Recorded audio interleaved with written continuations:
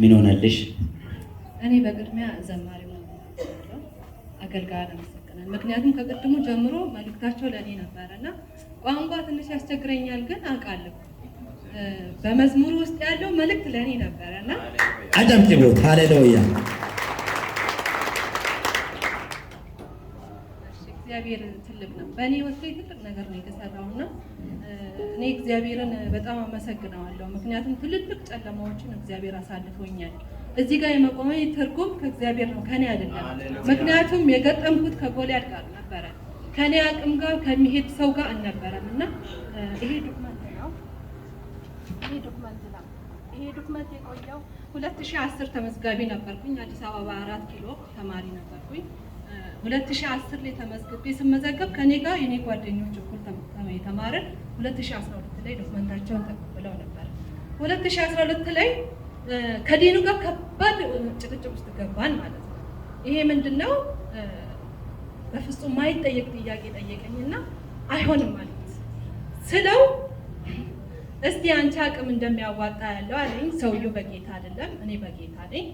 አንተ ጎልያድ አልኩኝ። አንተ ሸለፈታ፣ አንተ በእውነት ከኔ ጋር የምትገጥም ከሆነ አንተ ትክክለኛ ዲን ነው ወይም ትልቅ ሰው ነህ፣ ግን በእኔ አቅም ማትገመት ነገር ከኔ ጋር ያለው አንተን ያሸንፋል አልኩትና በጣም ትልቅ ጭቅጭቅ ውስጥ ገባን።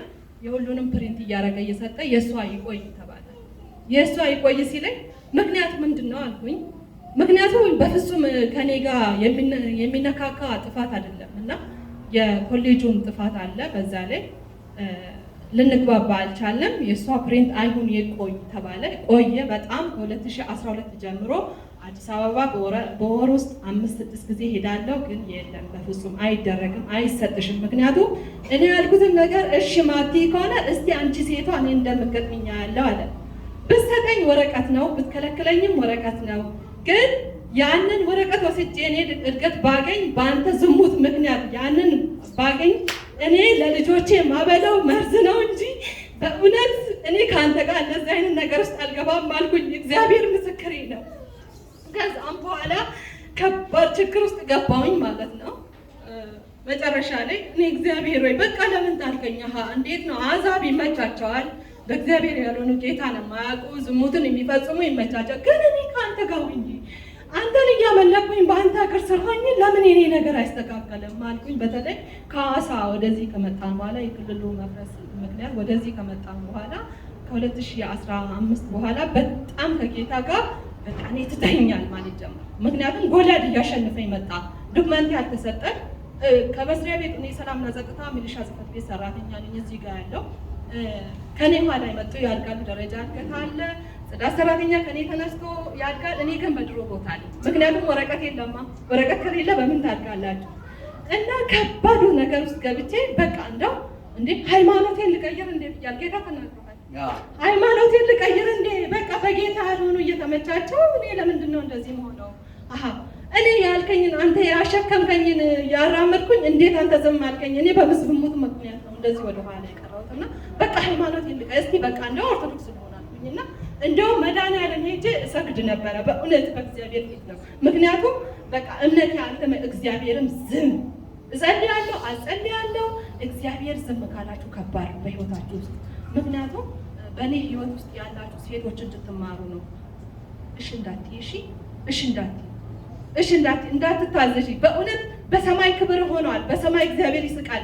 አንቺ እምቢ ስትይ፣ ኃጢአትን እምቢ ስትይ፣ ዝሙትን እምቢ ስትይ እግዚአብሔር በዛው መጠን ይደሰትብሻል። መጨረሻ ላይ ምን ሆነ? ይሄ ዲን ሆስፒታል ገባ። ከባድ የአንጀት ቁስለት ካንሰር ተፈጠረበትና ሆስፒታል ገባ ማለት ነው። ከዛ በኋላ ሲሳይ ደስ ይበልሽ፣ ቶሎ ብለሽ መጥተሽ ዶክመንትሽን ተቀበይ። ሃሌሉያ! ይገባል ለጌታ፣ እንደገና ለጌታ ይገባል። እዚህ እልልታ ይገባል። እንደገና እልልታ ይገባል ለኢየሱስ፣ እልልታ ይገባል ለናዝሬቱ ለኢየሱስ። እና 8 ዓመት ሙሉ ዋጋ ያስከፈለኝ ዶክመንቴ ወርቅ የመሰለ ዶክመንት ወስጃለሁ።